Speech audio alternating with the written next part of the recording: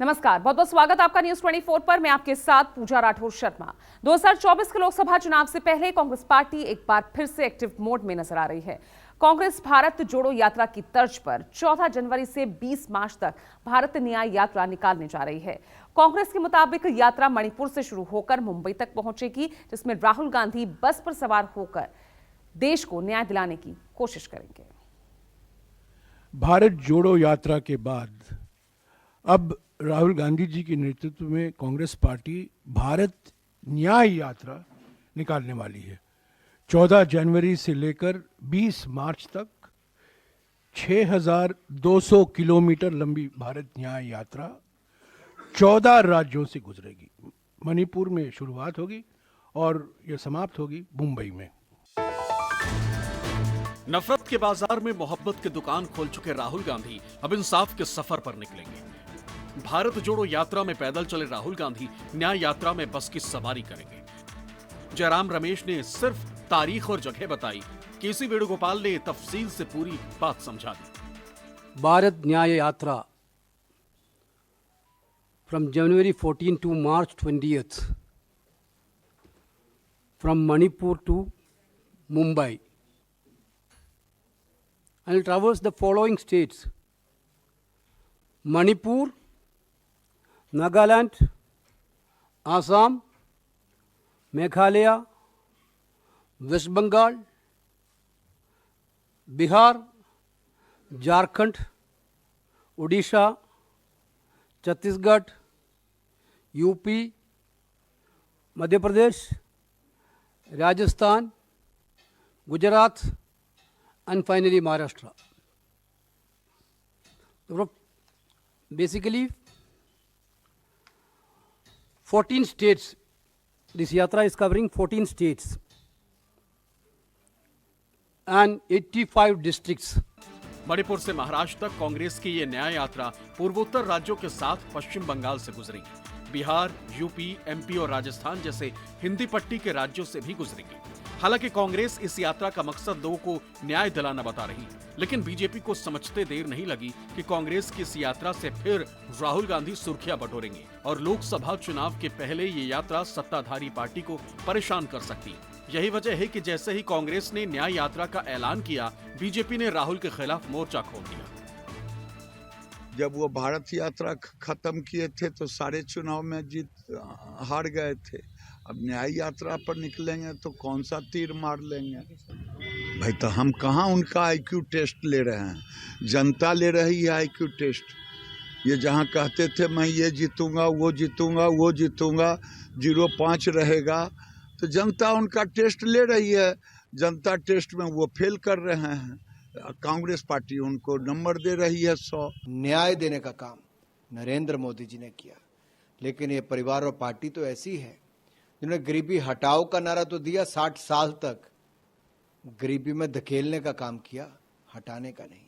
इनसे न्याय की उम्मीद कौन करेगा? सारी हार के बाद, जनता के नकारने के बाद ये उससे सीखे नहीं कि जनता ने नकारा क्यों है, लेकिन ईवीएम पे ठीकरा फोड़ने आ गए, ध्यान भटकाने आ गए।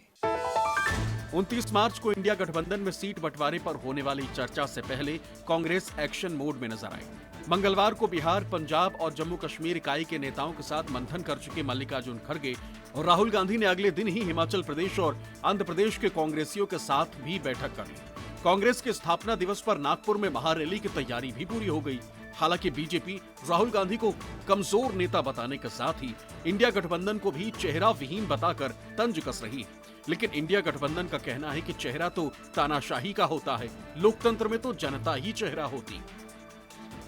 और निश्चित तौर पर मीटिंग लोकसभा चुनावों को लेकर हुई है और लोकसभा चुनावों में कैसे हमने आगे जाना और किस प्रकार अपनी जीत सुनिश्चित करनी, इस दृष्टिकोण से मीटिंग हुई है। राहुल गांधी जी ने जो यात्रा निकाली वो देश की एकता और अखंडता के लिए बड़ी महत्वपूर्ण थी और निश्चित रूप से अब जो एक और यात्रा जो निकलेगी उससे युवाओं के और देश के प्रति जो उनका प्यार है वो दर्शाता है और जो मुद्दे कांग्रेस पार्टी के होंगे उस यात्रा के माध्यम से विभिन्न जगहों पर वो जाएंगे तो निश्चित तौर पर पार्टी की मजबूती के लिए इसका फायदा होगा। Party's Andhra unit had a detailed strategy meeting with Congress President, and Congress Party is ready for the battle of 2024. There is a plan for Congress in Andhra, and the mission Andhra starts now. हमारी स्थापना दिवस है, foundation day है Congress party का, और नागपुर में है तैयार हम एक महा रैली का आयोजन किया गया है। कांग्रेस पार्टी के सभी नेता, सभी राज्यों के नेता कार्यकर्ता वहां मौजूद रहेंगे भारी मात्रा में। कल शंखनाद होगा हमारी 2024 लोकसभा चुनाव के लिए। ना तो उनकी पहली यात्रा करने से कहीं पे कोई पत्ता हिला, ना उनकी इस यात्रा करने से कुछ निकलना है। हाँ, मनोरंजन के लिए ठीक है, वो काफ़ी कुछ करते रहते हैं। कभी वो सब्जी बोने लगते हैं, कभी पहलवानों के साथ कुश्ती करने लगते हैं, कभी मोटरसाइकिल को रिपेयर करने लगते हैं।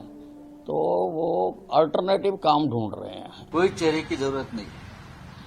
अगर जिस देश में तानाशाही होती है, वो तानाशाही के पॉलिटिकल राजनीतिक दल होता है, वो दल अपने तानाशाह का जो चेहरा है वो सामने लाता है।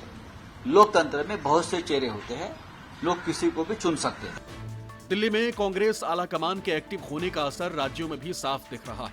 मंगलवार को भोपाल पहुंचे मध्य प्रदेश कांग्रेस प्रभारी भंवर जितेंद्र सिंह ने पार्टी की राज्य इकाई को ही भंग कर दिया। तो राजस्थान की करणपुर विधानसभा सीट पर 5 जनवरी को होने जा रहे चुनाव के लिए सचिन पायलट ने पार्टी प्रत्याशी के लिए प्रचार किया और बीजेपी पर जमकर हमला बोला। हम चुनाव नहीं जीत सके, उसका दुख हम सबको है।